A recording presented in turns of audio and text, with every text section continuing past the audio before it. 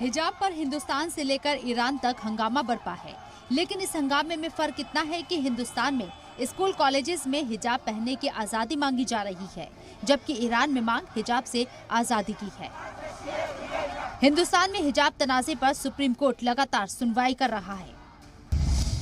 सरकार की तरफ से कोर्ट में पेश हुए सॉलिसिटर जनरल तुषार मेहता ने ईरान में हिजाब के खिलाफ विरोध प्रदर्शन का जिक्र किया और दलील दी कि इससे साबित होता है कि हिजाब इस्लाम का अनिवार्य हिस्सा नहीं है।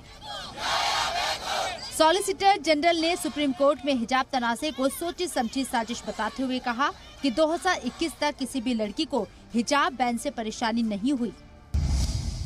2022 में पीएफआई ने नफरती कैंपेन चलाया। इससे पहले तक किसी भी लड़की को ड्रेस कोड से परेशानी नहीं थी। वहीं अर्जी गुजार के वकील दुष्यंत दवे ने कोर्ट में मजहबी निशानी का जिक्र करते हुए अलग अलग दलीलें दी। उन्होंने कहा कि हिजाब पहनने वाली मुस्लिम लड़कियां किसी की भावनाओं को आहत नहीं कर सकती हैं और हिजाब उनकी पहचान है। दुष्यंत दवे ने कहा कि अगर कोई धार्मिक परंपरा अनिवार्य भी नहीं है तो भी उसकी रक्षा की जानी चाहिए। हिजाब के मजहबी हट में अब तक कई दलीलें दी जा चुकी हैं। उसका सिखों की पगड़ी से मवाजना किया गया। पूछा गया कि पगड़ी पहनी जा सकती है तो हिजाब क्यों नहीं। एक तराजू में हिजाब रखकर दूसरे तराजू में उसे खवातीन की सिंदूर, बिंदी, मंगलसूत्र से तौला गया और अब दलीलों की जंग में हिजाब के मुकाबले साड़ी रखी गई है।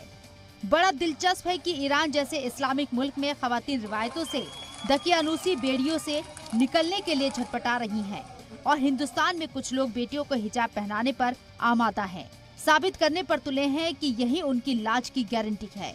ब्यूरो रिपोर्ट, जी मीडिया।